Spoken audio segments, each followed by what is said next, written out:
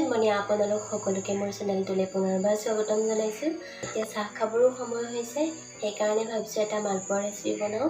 কঁঠালৰ মালপোৱা খাবলৈ বহুতেই ভাল লাগে, আশা কৰোঁ আপোনালোকেও ভাল পাব। এতিয়া আৰু দেৰি নকৰোঁ, বলক ৰেচিপিটোলৈ যাওঁ।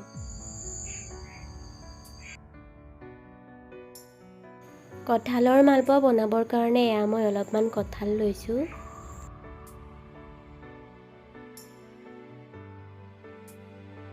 কঁঠালৰ ফুটবোৰৰ পৰা মই এতিয়া গুটিবোৰ উলিয়াই লৈছোঁ।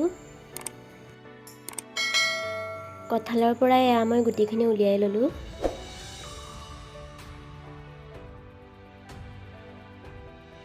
এতিয়া মই কঁঠালখিনি মিক্সি জাৰত ভৰাই লৈছোঁ। কঁঠালখিনি ভালদৰে পেষ্ট বনাই ল'ম।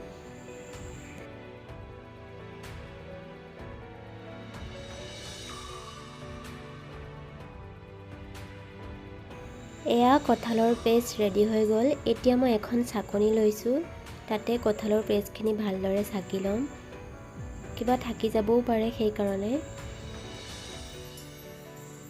কঁঠালখিনি মই এনেদৰে চাকি লৈছোঁ।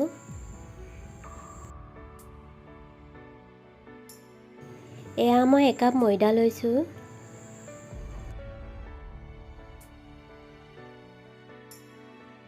সেই একেটা কাপেৰে একাপ আটা লৈছোঁ। এয়া মই 1.5 চামুচ বেকিং পাউডাৰ দিছোঁ।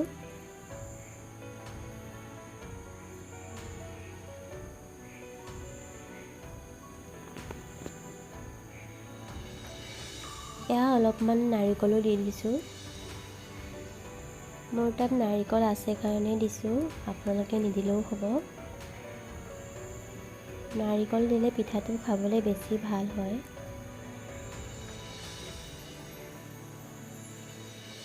এতিয়া মই গোটেইখিনি ভালদৰে চালি লৈছোঁ, তেতিয়া ভালদৰে মিক্স হৈ যাব। এয়া গোটেইখিনি এতিয়া চালি হৈ গ'ল। 1 চামুচ চপ গুটি দিছোঁ।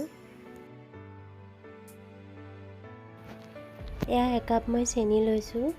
কঁঠালত মিঠা থাকে কাৰণে বেছিকৈ চেনি লোৱা নাই। এয়া অলপমান থৈহে দিম, পিছত আকৌ লাগিলে দি দিব পাৰিম। এতিয়া মই গোটেইখিনি কঁঠালৰ পেষ্টটোৰ লগত ভালদৰে মিক্স কৰি লৈছোঁ।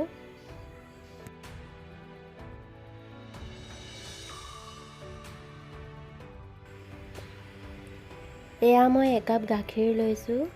গাখীৰখিনি অলপ অলপকৈ দি পেষ্টটো বনাই ল'ম।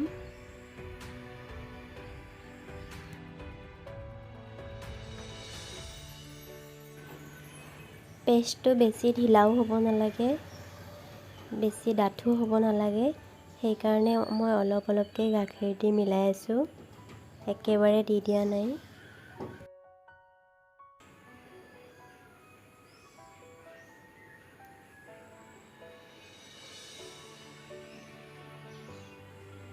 এতিয়া মই গোটেইখিনি গাখীৰ একেবাৰে দি দিলোঁ।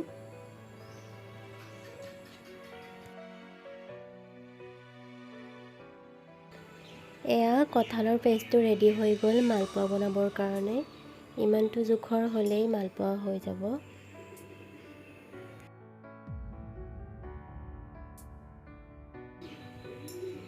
এতিয়া মই 10 মিনিটৰ কাৰণে ঢাকি থৈ দিম, তাৰপিছতে মালপোৱা বনাম।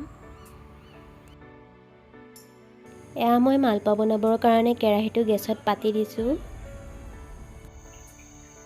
কেৰাহীটো গৰম হোৱাৰ পিছত এয়া মই তেল দি দিলোঁ।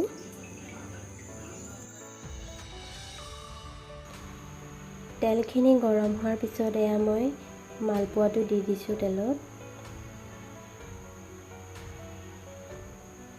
এনেদৰে হেতাখনেৰে তেলটো দি দিব লাগে, তেতিয়া ওপৰটো সিজি যায়, লৰাবলৈ ভাল হয়, নহ'লে বেছি কোমল থাকে যে কেৰাহীত লাগি যাব পাৰে।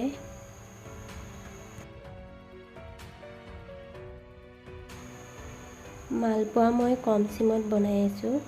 মালপোৱা বনালে সদায় গেছৰ জুইটো কম কৰি বনাব লাগে, তেতিয়া সোনকালে ৰঙা পৰি নাযায় আৰু ভালদৰে সিজি যায়।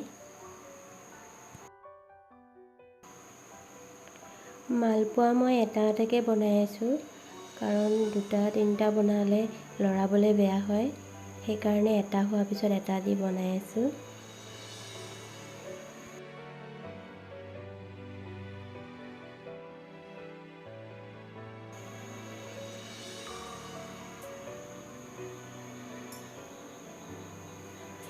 এয়া মই আকৌ এটা মালপোৱা বনাই দেখাইছোঁ।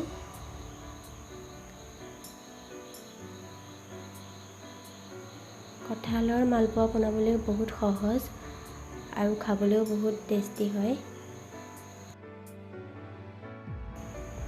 চাহৰ লগত খাবলৈ এয়া মালপোৱা ৰেডি হৈ গ'ল।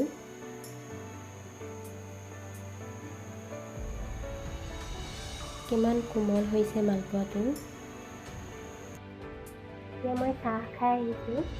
মালপোৱাটো খাবলৈ ভাল হৈছিলে। আপোনালোকেও এনেকৈ বনাই খাব। আশা কৰোঁ আপোনালোকেও ভাল পাব খাবলৈ। আজিলৈ ভিডিঅ'টো ইমানতে সামৰিছোঁ। যিসকলে মোৰ চেনেলটো এতিয়ালৈকে ছাবস্ক্ৰাইব কৰা নাই, প্লিজ ছাবস্ক্ৰাইব কৰি দিব। তেতিয়াহে মই পঠোৱা ভিডিঅ'ৰ ন'টিফিকেশ্যনটো আপোনালোকে পাই থাকিব। আজিলৈ ইমানতে সামৰিছোঁ। Bye bye.